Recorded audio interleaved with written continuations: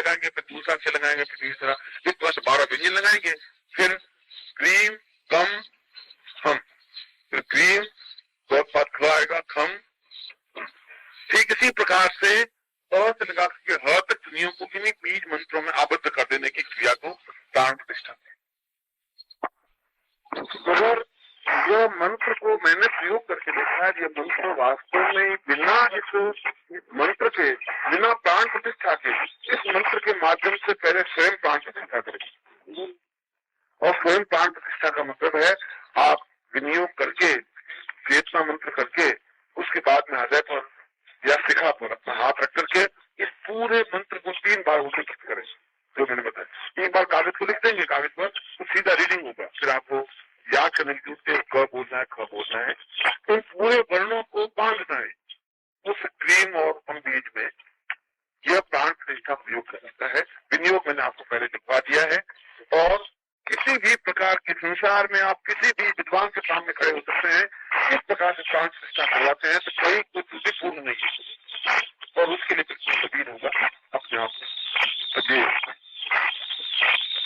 प्राण प्रतिष्ठा मंत्र तो स्वयं पर, आपके सामने मित्र है उस पर, यंत्र है उस पर, तीनों पर प्राण प्रतिष्ठा प्रयोग करता है। इसमें नित्य प्रयोग करने की जरूरत नहीं है।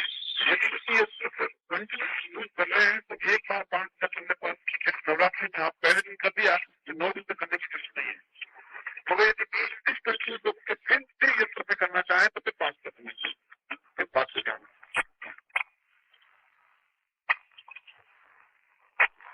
प्राण प्रतिष्ठा के 5 विधियों को और ध्यान रखना चाहिए, जो मैं आपको मंत्र आपको कुछ समझ नहीं आया तो आप कुछ पूछ लें। किसी व्यक्ति को नहीं समझ पाई कोई बात नहीं,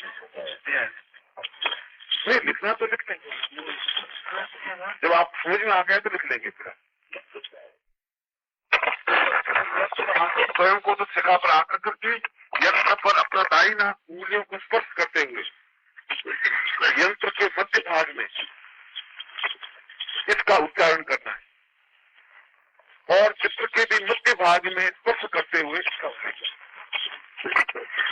आपका शरीर का स्पर्श हो और फिर मंत्र प्रयोग हो। दूसरी बात, इसमें दीपक प्रज्वलित रहे। दीपक आपके दाहिने हाथ की ओर का दीपक हो, जो 5 से प्रयोग करें दाहिने हाथ।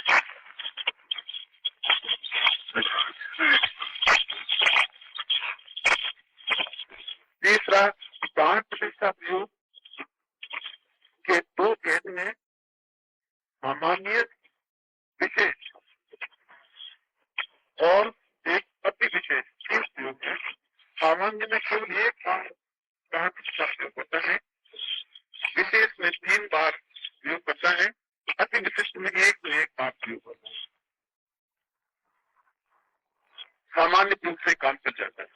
अति विशिष्ट तो बहुत बड़ा प्रयोग हो, बहुत बड़ा सिद्धि हो, बहुत दृष्टि में साधना करनी हो, तब उसमें एक बार इसी मंत्र को देखते हैं। चौथा, प्राण प्रतिष्ठा प्रयोग में स्वयं को उत्तराभिमुख होकर बैठना चाहिए, हमारा मुंह उत्तर की ओर।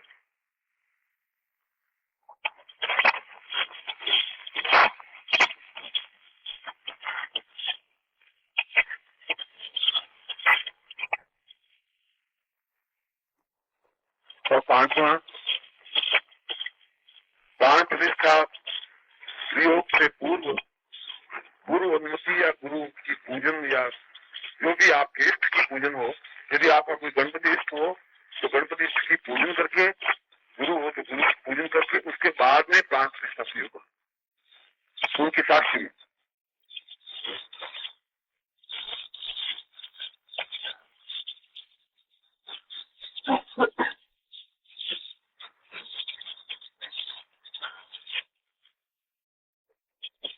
शाम को मैं इसके मूल मंत्र जो बहुत आवश्यक है, उस मूल मंत्र के अन्वय को आपको विशेष रूप से समझाऊंगा कि दक्षिण काल की मंत्र को आपके 51 मालाएं नहीं, 51 मालाओं का बराबर 60 होते रहने चाहिए। आज कंप्लीट 4 मानव के हिसाब से 5 हो जाने चाहिए रात को 2 बजा, तो कल से हम विशेष प्रयोग शुरू करेंगे। इसलिए आप रात को थोड़ा विशेष प्रयत्न करके भी, मगर मंत्र पाठ में या मंत्र को स्पीड बढ़ करके एकदम से अक्सर छूट नहीं जाए, पूर्ण ढंग से मंत्र उच्चारण करते हुए बात करें, चाहे कुछ समय लग जाए। ये प्राण प्रतिष्ठा प्रयोग है। शाम को मैं इस मंत्र को चैतन्य करने का प्रयोग और इस मंत्र के प्रत्येक अन्वय का प्रयोग और मंत्र के प्रत्येक जितने अक्षर में सभी बीज है और विशेष कार्य सिद्धि हेतु बीज है, संसान प्रयोग किस प्रकार से है और महत्वपूर्ण प्रयोग किस प्रकार से पूरा मंत्र के अनिष्ट होने के लिए उसमें एक विशेष चेतना, एक विशेष भाव, एक विशेष महिमा आनी चाहिए। अन्यथा तो पशु भी जीवित है, जीव उसमें भी है, और मनुष्य भी जीवित है और जीव उसमें भी है। फिर पशु और मनुष्य में अंतर अगर है तो क्या है? और वह अंतर है, पशु प्राणवत्ता नहीं हो सकता, प्राण चेतना युक्त नहीं हो सकता, मनुष्य प्राण चेतना युक्त हो सकता है। इसलिए हम सब यहाँ बैठे हैं, इन सारे साधकों में जीव युक्त तो है, मगर मैंने प्रातः काल प्राण चेतना प्रयोग समझाया है, जीव चेतना प्रयोग नहीं। और प्राण चेतना का तात्पर्य व्यक्ति उस ऊंचाई पर अपनी भावनाओं की उस गहराई तक पहुंच सके जो जीवन को पूर्णत्व की ओर अग्रसर करती है। ईसावास्योपनिषद जीवन का आधार है, हमारे जीवन का, सारे जीवन की वृद्धि। यदि भारतीय दर्शन का मूल आधार कहा जाए तो पूरे भारतीय दर्शन का एक मूल आधार है, उसको एक सूत्र में ऋषि ने घोषित किया है, पूर्णस्य पूर्णमादाय पूर्णमेवावशिष्यते। क्योंकि पूर्ण से पूर्ण निकालने पर भी किसी प्रकार की कमी नहीं आती। जीरो में से जीरो निकाल दें, शून्य में से शून्य निकाल दें, तब भी शून्य बचेगा, और शून्य में शून्य जोड़ दें तब भी शून्य बचेगा। यह पूर्णता क्या है? ये जो ईसावास्योपनिषद में कहा है कि व्यक्ति को पूर्णत्व प्राप्त होना चाहिए, पूर्णत्व क्या है? हम अपूर्ण क्या है? हमारे हाथ पैर नाक कान आंख सुख उपभोग मकान वैभव विलास सब कुछ तो है, ईश्वर का भजन भी करते हैं और शक्ति की आराधना भी करते हैं, तो पूर्णत्व में कमी क्या है? संसार में प्रत्येक पदार्थ और वस्तु में से यदि कुछ निकाला जाए तो कुछ कमी आती। अगर 100 रुपयों में से 2 रुपए निकाले जाएं तो पीछे 98 रुपए रहेंगे। यदि 25 लाख रुपए में से 20 लाख रुपए निकाल दें तो पीछे 5 लाख रुपए रहे। यदि स्त्री को संतान उत्पन्न हो जाती है तब भी उसके शरीर का कुछ न कुछ क्षण, कुछ न कुछ न्यूनता अवश्य ही आ जाएगी। वह आभा, वह चेतना, वह रक्तिमता, वह उसकी प्रकाश बिंदुता नहीं रह पाएगी। प्रत्येक स्थिति में न्यूनता आती है, तो पूर्णत्व क्या है? और पूर्णत्व केवल हमारे शास्त्रों में कहा है प्रेम है। प्रेम एक ऐसी बिंदु है, एक ऐसी चीज है, एक ऐसा आकार है जिसमें किसी प्रकार से न्यूनता आ ही नहीं सकती। यदि हम किसी के प्रति प्रेम करते हैं तो प्रेम करने से हमारे अंदर कोई प्रेम की न्यूनता नहीं आ सकती, कमी नहीं आ सकती। कुछ लोग तो कहते हैं कि प्रेम करने पर प्रेम बढ़ जाता है, यह अनुभव की बात हो सकती है, मगर शास्त्र की बात यह है कि प्रेम करने पर किसी प्रकार की न्यूनता नहीं आ सकती।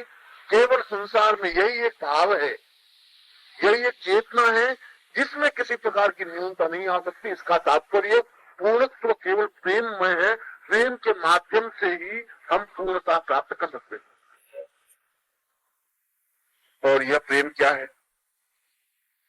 और यही ईसावास्योपनिषद के, मैं ईसावास्योपनिषद का उदाहरण इसलिए दे रहा हूं कि हम यहाँ महाकाली साधना और महाकाली का तात्पर्य काल कभी टुकड़ों में नहीं बांटा जा सकता।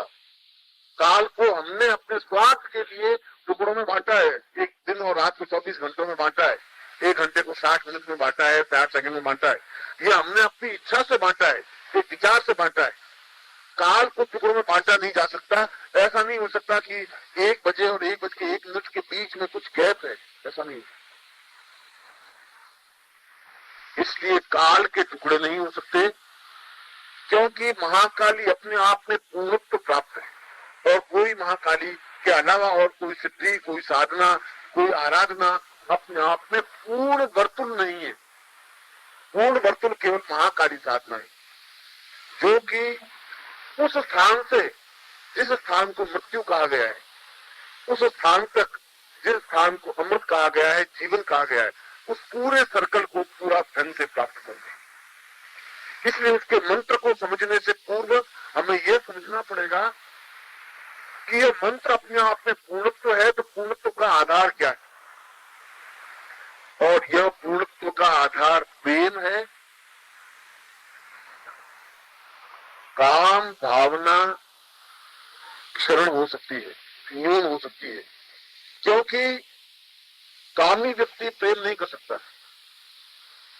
प्रेम किसी प्रकार की लेन देन और विनिमय का साधन नहीं है। प्रेम के बीच में किसी प्रकार का व्यवधान नहीं आ सकता। प्रेम के बीच में किसी प्रकार का सौदा नहीं होता। वह तो केवल समर्पण होता है, अपने आप को लुटा देने की भावना होती है, अपना सब कुछ विसर्जन करने की क्रिया होती है। और जो अपना सब कुछ विसर्जन करने की भावना रख सकता है वह प्रेम कर सकता है, अन्यथा वासना कर सकता है, अन्यथा किसी प्रकार का विषय भोग ले सकता है, अन्यथा छल कर सकता है। प्रेम इतनी मामूली बात नहीं, क्योंकि प्रेम में नित्य नवीनता आवश्यक है। और यह बहुत शाश्वत बात है कि केवल नवीनता संसार के समस्त भावनाओं, समस्त पदार्थों, वह चाहे काल हो, वह चाहे पशु हो, पक्षी हो, मनुष्य हो, कीट पतंग हो, चाहे शरीर हो, चाहे ट्रांजिस्टर हो, और चाहे कोई दूसरी भावना, सारी भावनाओं में कुछ न कुछ न्यूनता कमी आएगी समय के थपेड़ों की वजह से। प्रेम में न्यूनता नहीं आ सकती, प्रेम में नवीनता बनी रहती है। इसलिए 20 साल तक प्रेमिका बिल्कुल उतनी ही अच्छी लगती है जितनी 20 साल पहले लगी, क्योंकि उसका आधार प्रेम है। और जो ही उस प्रेमिका से शादी कर ली, उसके दूसरे दिन उसके प्रति आकर्षण समाप्त हो जाएगा। पत्नी के प्रति आकर्षण रहेगा नहीं, भावना रहेगी, उसके प्रति समर्पण भावना हो सकती है, अधिकार भावना हो सकती है, उसको अपना सब कुछ देने की भावना हो सकती है, घर की चाबियां दे सकते हैं। मगर प्रेम भावना, जिसको शुद्ध सात्विक प्रेम कहा गया है, वो प्रेम भावना नहीं होता है। जिस चेहरे को हम बार बार देखने की इच्छा होती है, शादी करने के बाद उसके प्रति आकर्षण स्वाभाविक तो न्यूनता आ जाती है। क्यों आ जाती है? इसलिए कि जो चीज और जिसका आधार कर्तव्य नहीं है, जिसका आधार अन्य कोई तत्व नहीं है, क्योंकि जो ही शादी होती है अधिकार भावना उसमें प्रवेश कर जाती है। पत्नी कहती मेरा अधिकार है कि तुम बाहर नहीं जा सकते, तो मेरा अधिकार। पति कहता है तुम्हें ये काम करना पड़ेगा, मेरा अधिकार है। शादी से पहले अधिकार, जो अधिकार भावना नहीं, उसमें रौब नहीं बन सकता, उसके ऊपर नियंत्रण नहीं बन सकता, क्योंकि वह बराबरी के विनिमय का था। यह समझने की जरूरत है कि सारी वस्तु मंत्र को समझने से पूर्व से मैं ऐसा कह सकते भारतीय संस्कृति में तो क्षरण नहीं कर रहा हूं, मैं कोई प्रेमिका को बहुत ज्यादा पत्नी को न्यूनता में नहीं दे रहा हूं। मैं उदाहरण दे रहा हूं कि ठीक उसी प्रकार से हमारे पूरे भक्ति मार्ग के कवियों ने ईश्वर को पत्नी के रूप में या प्रेमी के रूप में देखा, प्रेमी के रूप में या प्रेमिका के रूप में, पत्नी रूप में नहीं देखा, पति के रूप में भी नहीं देखा। अगर देखा भी है तो प्रेमी के रूप में पति की भावना करती है। अगर मीरा ने कहा है कि मेरा वोट किसके से मेरो पति सोई, तो यहाँ पति उस स्थूल वस्तु का नाम नहीं जिसके पीछे 7 फेरे खाए जाए, क्योंकि उसने 7 फेरे खाए ही नहीं,